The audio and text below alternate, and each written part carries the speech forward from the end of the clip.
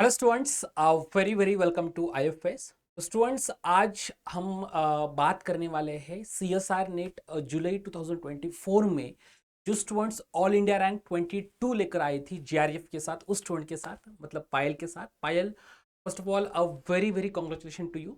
And बहुत खुशी हुई आपका जो रैंक है वो रैंक, और आपके साथ अभी जस्ट रिसेंटली जो भी बात की उसको लेकर। तो सबसे पहले आप खुद के बारे में एक बार सभी स्टूडेंट्स को बता दें। पहले तो थैंक यू सो मच आईएफएसएस, मुझे इस प्लेटफॉर्म पर बुलाया और आपने मेरा इंटरव्यू लिया। मेरा नाम पायल अकबरी है। मैं अभी राजकोट गुजरात से पीएचडी कर रही हूँ, सौराष्ट्र यूनिवर्सिटी से। 5 साल से पीएचडी मेरा कंटिन्यू है। लास्ट टाइम जुलाई 2024 में मैंने सीएसआर नेट का एग्जाम दिया था और उसमें मेरा जेआरएफ क्वालिफाइड हुआ है और ऑल इंडिया रैंक 22 है। ओके, तो पायल, आपकी जो ये जेआरएफ की जो जर्नी है उसमें बेसिकली जब स्टार्ट आपने किया था, जैसे आप बोल भी रहे हो कि आप पीएचडी भी कर रहे हो, तो आपकी ये जो सीएसआर नेट एग्जाम की प्रिपरेशन है, इस प्रिपरेशन के बारे में आप एक बार सभी स्टूडेंट्स को बता दीजिएगा कि आपने जो प्रिपरेशन की है उस प्रिपरेशन में जो सीएसआर नेट का सिलेबस है, उस सिलेबस को आपने किस तरीके से अप्रोच रखा है। ओके। पहले तो मैंने प्रिपरेशन मास्टर में एमएससी रनिंग था तब स्टार्ट कर दी थी 2018 में। ओके। तो पहले दिक्कत ये आई कि 2 बार मैंने अटेम्प्ट दिया, वो उसमें क्वालिफाइड नहीं कर पाई। तो मुझे मेरी मिस्टेक थी जो 2 टाइम प्रिपरेशन की, एग्ज़ाम दी, अच्छे से प्रिपरेशन की थी, एग्ज़ाम भी दिया था, फिर भी क्वालिफाइड नहीं हुआ। और बाद में 2019 में मेरा जेआरएफ क्वालिफाइड हुआ। ठीक तभी है। से मुझे लगा कि उसमें कुछ रिसर्च करनी चाहिए कि ये एग्ज़ाम कब क्वालिफ़ाइड होता है, कि किस-किस टाइप की दिक्कतें आती है और अभी मेरी किस वजह से क्वालिफ़ाइड नहीं हुई और अभी हुई है तो किस वजह से हुई।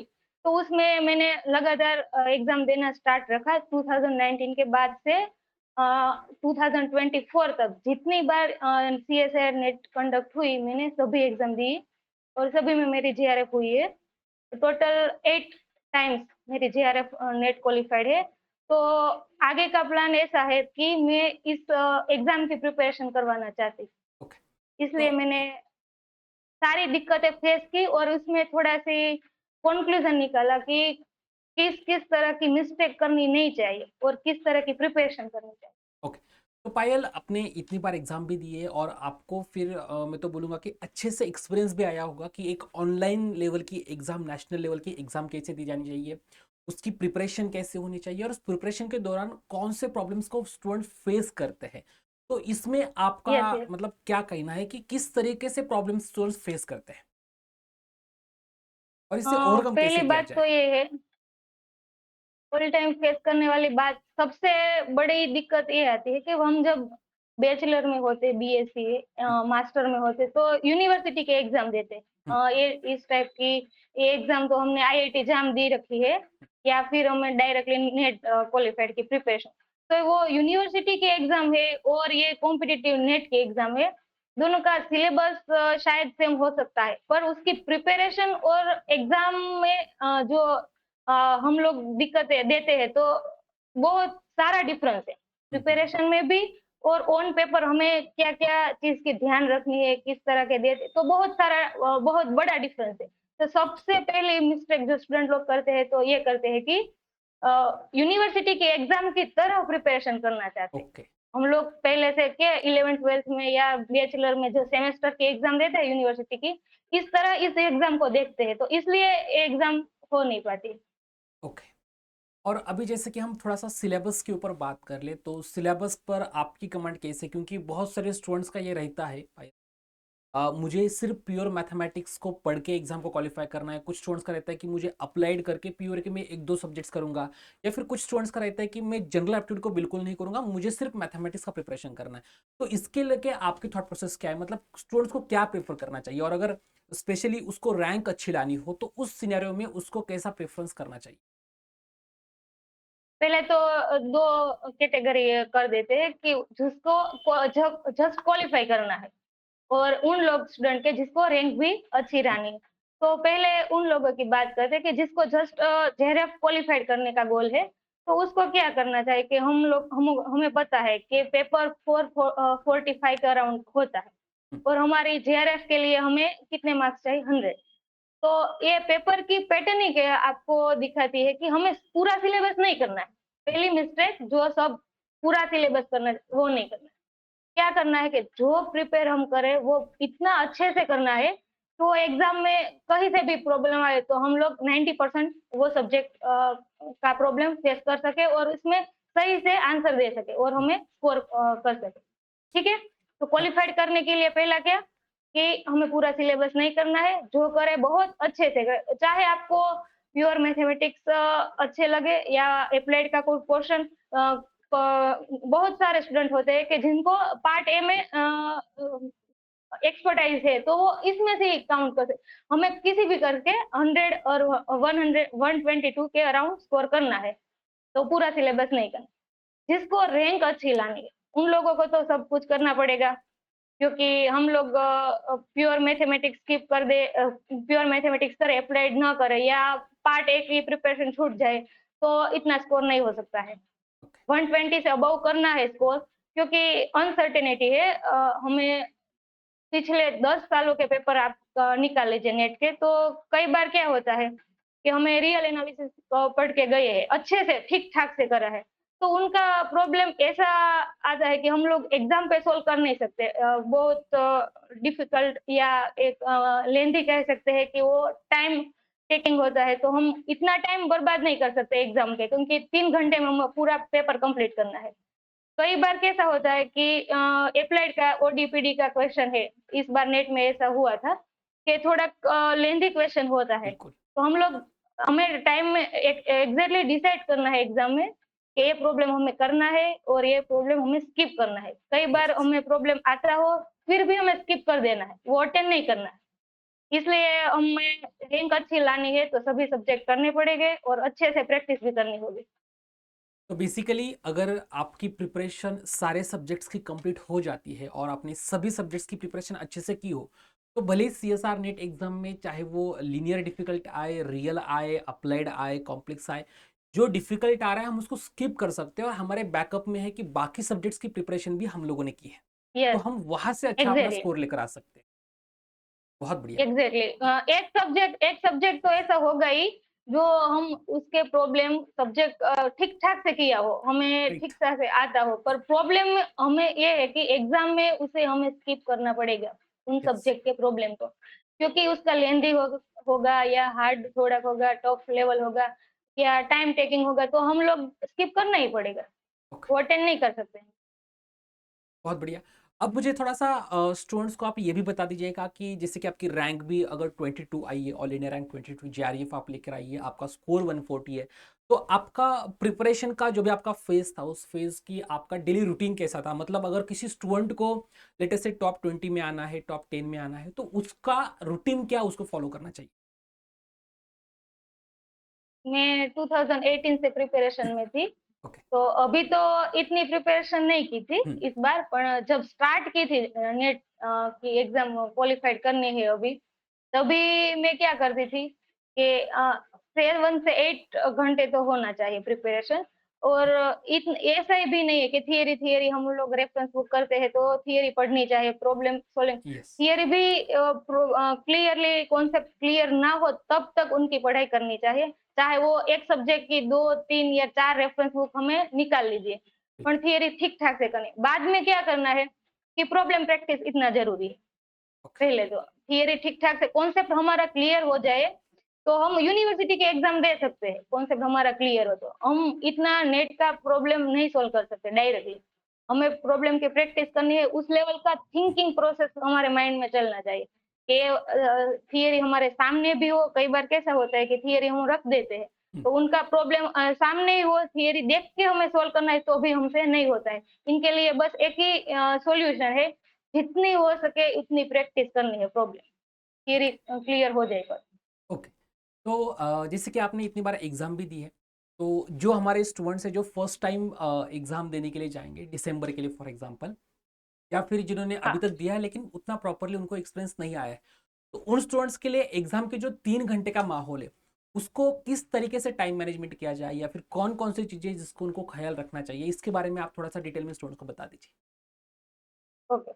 पहले तो एग्ज़ाम में मैं कैसे स्टार्ट करती हूँ, मेरे एक्सपीरियंस से बताती हूँ क्योंकि मेरे पहले 2 अटेम्प्ट में नहीं हुआ था, बाद में क्वालिफ़ाइड हुआ, बाद में अच्छी रैंक के साथ क्वालिफ़ाइड हुआ। तो मेरे मान लीजिए कि मैंने 10 या 11 बार नेट जेआरएफ कंटिन्यूअसली दिए हैं, हुँ, 2019 जून 2019 से जुलाई 2024 तक सभी एग्ज़ाम दिए हैं, सभी क्वालिफ़ाइड है और 18 के 2 एग्ज़ाम डिस्क्वालिफ़ाइड थी। ओके, ओके, तो मैं मेरे एक्सपीरियंस से बता रही हूँ कि हमें वो प्रिपरेशन जितनी ज़रूरी है, प्रैक्टिस और हमारा हार्ड वर्क सभी इतनी इतनी अच्छे से ज़रूरी है कि हमें एग्ज़ाम में प्लानिंग करके जाना है। 3 घंटे में हम किस तरह परफ़ॉर्मेंस करते हैं, वो काफ़ी ज़रूरी हो जाता है। यस, तो हमें पहले तो क्या ध्यान रखना है कि स्टार्ट कहाँ से करना है? मैं कैसे करती हूँ कि मेरा फ़ेवरेट सब्जेक्ट लीनियर अलजेब्रा है। तो वहाँ से स्टार्ट करती हूँ पार्ट सी से कि 2, 3, 5 क्वेश्चन ऐसे प्रिपेयर करके मुझे लीनियर अलजेब्रा के प्रॉब्लम सॉल्व हो ही जाता है एग्ज़ाम में, तो मैं ओके, वहाँ से स्टार्ट करती हूँ। तो पहले आधे घंटे में हमारा जो माइंड का सबकॉन्शियस माइंड कॉन्फिडेंस है ना वो हाई हो बिल्कुल, जाता है, पेपर पूरा दिखती नहीं, बरोबर? बिल्कुल, तो पार्ट सी से स्टार्ट किया, थोड़ा अच्छे से निकल सके वो क्वेश्चन, तो थोड़ा कॉन्फिडेंस बिल्ड होता है। तो जी, पहले घंटे एग्ज़ाम के 3 घंटे अच्छे निकालने के लिए पहला घंटा आपका अच्छा निकलना चाहिए। बिल्कुल, वो लगातार स्टार्टिंग में ही आपने 2-3 प्रॉब्लम ऐसे टच कर लिए, आपके सॉल्व नहीं हुए या थोड़ी नेगेटिविटी माइंड में आ गई, तो पिछले 2 घंटे आपके थोड़े डाउन हो जाएँगे। वो सारा इम्पैक्ट आपकी एग्ज़ाम पे पड़ेगा, स्कोर पे बिल्कुल, पड़ेगा डायरेक्टली। तो बिल्कुल, मैं क्या करती हूँ, पहला घंटे में मुझे जो सब्जेक्ट फ़ेवरेट है, मुझे जो अच्छे से आता है, मेरी जो एक्सपर्टाइज़ है, वो वहाँ से स्टार्ट करती हूँ। इसलिए 1 घंटे अच्छे से निकल गया, बाद में क्या करती हूँ डिवाइड करती हूँ कि पहले पार्ट सी में इतना टाइम देना है 1 घंटे का, वो अच्छे से निकल जाए, 10 क्वेश्चन हो जाए, बाद में पार्ट बी में आना है, वो उसमें से जितने क्वेश्चन अटेम्प्ट हो सके वो कर लेना है, बाद में पार्ट ए में आती हूँ और वहाँ से એટલે इस वो मैं नहीं बोल रही हूँ कि आप मैं जिस तरह से अटेम्प्ट करती हूँ इस तरह से आप लोग करें, पर एक वो सबसे इम्पोर्टेंट बात ये है कि आपको जो सब्जेक्ट अच्छा लगता है, वहाँ से आप स्टार्ट कीजिए। ओके, आपको कॉन्फिडेंस है कि इस सब्जेक्ट में मेरे प्रॉब्लम सॉल्व हो जाते हैं, तो वहाँ से स्टार्ट कीजिए। 1 घंटे में वो आप वहाँ से स्टार्ट करते धीरे-धीरे आगे निकलिए, तो 1 घंटे में आपके पास कॉन्फिडेंस आ जाता है। बाद में आप जो जिस तरह डिसाइड करें उस तरह।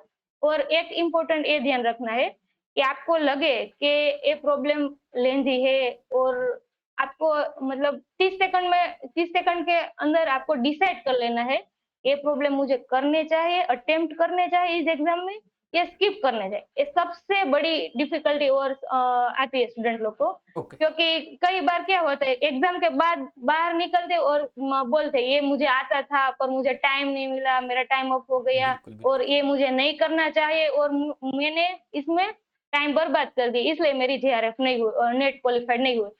सभी लोगों को ये दिक्कत बड़ी आती है। तो बिल्कुल, ये प्रॉब्लम सॉल्व करने के लिए क्या करना चाहिए कि हमें कैसे डिसाइड कर सकते हैं वो हमारी मतलब हम लोग ये चीज़ को अपने अंदर कैसे ला सकते हैं कि हमें शॉर्ट टाइम में डिसाइड कर ले ये प्रॉब्लम करना है या स्किप करना है, ऐसा कब हो सकता है? तो कि उसका एक सॉल्यूशन है कि आप अच्छे से कॉन्सेप्ट क्लियर करो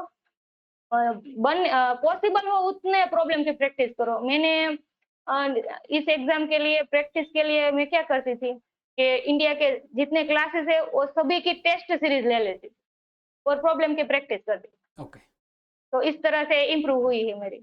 ओके, बहुत बढ़िया और इम्पोर्टेंट भी है कि आपको एग्ज़ाम के पहले जहाँ से भी जितने भी क्वेश्चंस आप अटेम्प्ट कर सकें, बिल्कुल अटेम्प्ट करने चाहिए क्योंकि वो आपको कॉन्फिडेंस भी देगा और अगर आपसे कुछ हुँ, गलती हो रही है, तो वो गलती आपको मोस्ट इम्पोर्टेंटली एग्ज़ाम के पहले ही पता चल जाएगी।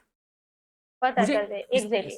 मुझे इसमें एक और क्वेश्चन है स्टूडेंट की तरफ से कि इसमें से बहुत सारे यस, स्टूडेंट्स ऐसे होते हैं जिनको ऐसा फील होता है जो शायद फर्स्ट अटेम्प्ट या फिर सेकंड अटेम्प्ट मोस्टली दे रहे होंगे उनके दिमाग में रहता है कि सर क्वेश्चन पेपर जो है 3 घंटे का पहले तो ऐसा था कि ऑफलाइन पेपर था तो पेपर अटेम्प्ट करने में या फिर क्वेश्चन को पिक करने में ज़्यादा आसानी हो जाती थी लेकिन अभी का जो पेपर है वो पेपर ऑनलाइन पेपर है, और इस ऑनलाइन पेपर के टाइम पे हमें पता नहीं कि आगे वाला क्वेश्चन कौन सा है, क्योंकि अगर ऑफलाइन पेपर को देखने जाए तो हम एट ए टाइम 10 क्वेश्चंस को एट ए टाइम देख सकते हैं, लेकिन ऑनलाइन पेपर में वो नहीं है। और यही एक मोस्ट इंपॉर्टेंट रीजन मेरे सामने तो आ रहा है स्टूडेंट की तरफ से, कि सर ये रीजन है कि जिस वजह से हम क्वेश्चन को पिक नहीं कर पाते पहली बात तो, और अगर पिक भी कर पाए तो पेपर को कवर नहीं कर पाते। तो क्या आपने भी कभी ऐसा फेज में गए हो, या फिर कभी आपका भी ऐसा हुआ है कि आपने पेपर को अटेम्प्ट पूरा नहीं कर पाए 3 घंटे में, और अगर आपका नहीं हुआ या फिर हुआ भी है तो आपको उसके पीछे रीजंस क्या लगते हैं, और उसमें स्टूडेंट उससे कैसे ओवरकम करे? पहले तो मैंने जब देना स्टार्ट किया था तो ऑफलाइन एग्जाम होता था जी। 2018 में, जून 2019 में। दिसंबर 19 से ऑनलाइन हो गया, तो मैंने दोनों फेज़ों में एग्ज़ाम दिया है और दोनों में क्वालिफ़ाइड भी किया है। हम्म, तो मैं ये मानती हूँ कि ऑफ़लाइन में ये होता था कि हम जिस क्वेश्चन को अटेम्प्ट करना है और जिसमें हमें थिंकिंग करना है कि उसमें दोबारा एक बार देखने की ज़रूरत है, तो हमें वहाँ हम वो पर्पल मार्क नहीं कर सकते, और हम्म, देखना है उसमें टिक हो गया श्योरिटी से, वो ग्रीन मार्क नहीं कर सकते, और जो हमने अटेम्प्ट करना ही नहीं है, हम्म, वो स्किप कर देना, वो उसमें रेड मार्क नहीं कर सकते, तो वो एक जी। ड्रॉबैक था ऑफलाइन के यस, लिए। यस। तो क्या है, दो ऑफलाइन और ऑनलाइन में दोनों में है, एक प्लस पॉइंट है, एक माइनस पॉइंट है। बिल्कुल। तो वो दोनों के वो सर्वाइव कर सकता है। टाइम मैनेजमेंट में कोई दिक्कत नहीं हो रही है, क्योंकि ऑफलाइन में हम एक साथ 10 क्वेश्चन देख सकते थे, तो वहाँ एक ड्रॉबैक था कि हम ये सेपरेट नहीं कर सकते थे क्वेश्चन को। हमें याद रखना पड़ता था कि ये हमें पूरी तरह से स्किप करना है, ये हम इस पे थिंकिंग करना चाहते हैं, तो पर्पल मार्क करना चाहते हैं, और ये पूरी तरह से अटेम्प्ट हो गए, दूसरी बार देखने की ज़रूरत नहीं है। ऐसा हम सेपरेट कर सकते नहीं थे। तो ये ड्रॉबैक था। यहाँ हमारा एक ड्रॉबैक है कि हम एक साथ में एक ही क्वेश्चन देख सकते हैं। पर प्लस पॉइंट ये है कि हम ये सेपरेशन कर सकते हैं, तो हमारा टाइम बच जाता है। यस, तो दोनों में हमें प्रैक्टिस करनी है। ऑनलाइन एग्ज़ाम है तो ऑनलाइन टेस्ट सीरीज़ यस। दे के हमें प्रैक्टिस करनी है। बिल्कुल। पर टाइम मैनेजमेंट में कोई दिक्कत नहीं होती, दोनों में सेम ही रहता है। बिल्कुल, तो बेसिकली आपकी जो स्ट्रैटेजी है उसमें यही करना है सिंपली स्टूडेंट्स को, कि अगर ऑनलाइन पेपर में आप पेपर को अटेम्प्ट कर रहे हो तो आप पेपर को पार्टीशन में डिवाइड कर दीजिएगा, जो आपने प्रॉपरली सॉल्व किया उसको प्रॉपरली उस कलर का दे दीजिएगा, जिसको आपको डबल हाँ, माइंड में क्वेश्चन है कि भाई अभी ये क्वेश्चन जो है मेरा शायद और मुझे इसके ऊपर काम करना है, तो उसको लेटेस्ट से पर्पल कलर हुँ, से उसको सिलेक्ट करके रखिएगा, और जो आपसे होगा ही नहीं उसको रेड कलर से सिलेक्ट करके रख दीजिएगा, ताकि बाद में उसमें हाँ, कोई स्किप चेंजेस कर नहीं होने चाहिए। हुँ, ओके, तो जैसे क्योंकि कि हाँ, पर्पल हाँ, मार्क बोलिए, बोलिए। पर्पल मार्क किया हुआ क्वेश्चन है, टाइम बचा, फॉर एग्जांपल हमारे पास 5 से 10 मिनट टाइम रहा है, तो हम एक बार देख लेते हैं। हुँ, तो वो 5 मिनट या 10 मिनट में हम देखना चाहते हैं, तो किस तरह हम ढूँढेंगे वो क्वेश्चन को? हम पर्पल बिल्कुल, मार्क किया है, तो हम इज़िली वो 2-3 क्वेश्चन है, तो हम देख सकते हैं। बिल्कुल, बिल्कुल। ओके। सो अभी मेरा एक नेक्स्ट और आखिरी सवाल है कि जैसे कि आपने इतनी बार स्टूडेंट्स को आपने खुद ने इतनी बार एग्जाम को क्वालिफाइड किया है, तो जो भी स्टूडेंट्स प्रिपरेशन करना चाहते हैं उसमें से बहुत सारे स्टूडेंट्स ऐसे होंगे जिनका फर्स्ट अटेम्प्ट होगा, बहुत सारे ऐसे होंगे जिनका सेकंड अटेम्प्ट होगा, कुछ लोगों का थर्ड होगा, तो कुछ लोगों का फोर्थ अटेम्प्ट होगा। तो इन सभी स्टूडेंट्स को हाँ। आपकी तरफ से क्या सजेशंस होने चाहिए, क्या आपकी तरफ से क्या की पॉइंट्स है इस प्रिपरेशन के दौरान जो उनको करना है, जिसकी वजह से शायद अब तक उनका क्वालिफिकेशन ना हुआ हो, या फिर शायद वो पॉइंट्स ऐसे हो जिसकी वजह से आने वाले एग्जाम में वो क्वालिफाइड हो जाए? पहले तो स्टार्ट कहाँ से करना है फिर? अ, एक सब्जेक्ट की आप हमें रेफ़रेंस बुक ले लेते हैं। बिल्कुल। वो क्या होता है, एक रेफ़रेंस बुक से नहीं होगा, एक ओके। सब्जेक्ट की। कई बार क्या होता है कि वो चैप्टर्स है, इस चैप्टर यहाँ से करना है, इस रेफ़रेंस से, ये चैप्टर है, ये कॉन्सेप्ट है, वहाँ से करना है। तो मैक्सिमम जो कॉन्सेप्ट थियरी के लिए होता है, तो हमें रेफ़रेंस बुक रीड करनी चाहिए। ओके। ठीक है? बाद में कॉन्सेप्ट हमें अंदर से सैटिस्फाइड हो जाए कि अब हमारा वो कॉन्सेप्ट, वो थियरी अच्छे से हो गई है, तो बाद में क्या करना है, मैक्सिमम प्रैक्टिस करनी है। ओके। जहाँ से जितने प्रॉब्लम मिले, मैंने क्या किया था, आईआईटी जैम के पेपर्स, हम्म, पीएचडी एंट्रेंस एग्ज़ाम्स के पेपर्स, नेट के पेपर्स, गेट के पेपर्स, काफ़ी सारे एंट्रेंस एग्ज़ाम के पेपर सभी ले लेना है। और सभी क्या करना है कि 3 घंटे का टाइमर लगाना है, बैठना है, और ये एग्ज़ाम हमें अटेम्प्ट करना है, जैसे हम एग्ज़ाम हॉल में करते थे। क्या कि हम एग्जाम हॉल में जाए तब ऐसा हमें हेवी ना लगे कि हम एग्जाम दे रहे हैं, क्योंकि हमें घर पे ही 50 से 60 एग्जाम दे देना है इस तरह से। जब जैसे हम नेट की एग्जाम देने जाए इसके पहले हमें इतनी प्रैक्टिस कर देनी है कि आईआईटी जाम का पेपर ले लो, हमें 3 घंटे का टाइमर सेट करना है, घर पे बैठना है, बाद में आंसर की चेक करना है और इसका रिकॉर्ड रखना है कि हमें खास स्पेशली एक इम्पोर्टेंट चीज़ है कि ये एग्ज़ाम दे के हमें क्या चेक करना है, तो कि मैंने ये बिल्कुल। आईआईटी जाम का 2020 का पेपर लिया, अटेम्प्ट किया, बाद में हमें ए एनालिसिस करना है कि ये थियरी थी, एक कॉन्सेप्ट था, मुझे आता था, पर मैंने जो टाइमर सेट करके बैठा देखने के लिए, तो मैं सॉल्व नहीं कर पाई। ओके। और ये कॉन्सेप्ट था तो मैं अच्छे से कर सकती थी और मैं कर नहीं पाई। वो एनालिसिस करना, सेल्फ स्टडी करना है, सेल्फ एनालिसिस कि हमें ये एग्जाम के दौरान हमें ये मिस्टेक होती है, ये हमें नेट की एग्जाम देने जाइए तब ये हमें करनी नहीं। इन शॉर्टली बताऊँ तो हमें मिस्टेक करनी है और हमारी हमारी मिस्टेक से हमें सीखना है एग्जाम के पहले। ओके पायल जी, बहुत बढ़िया लगा आपसे बात करके एंड आई होप कि स्टूडेंट्स के जो क्वेश्चंस होंगे प्रिपरेशन के दौरान के बोलो या फिर एग्ज़ाम टाइम में किस तरीके से उनको काम करना चाहिए, किस तरीके से उनको पेशेंस के साथ सभी चीज़ें करनी चाहिए, उनके सारे के सारे सॉल्यूशंस उनको मिल गए होंगे। तो उम्मीद करता हूँ कि जल्दी आप जो बोल रहे कि अपना हाँ, पीएचडी कंप्लीट होने को है तो जल्दी आप पीएचडी भी कंप्लीट करोगे और अपने आगे के जो भी सपने हैं उसको भी अचीव कर लोगे। तो बहुत बढ़िया लगा आपसे बात करके and all the very best for your upcoming. तो thank you so much. Thank you so much.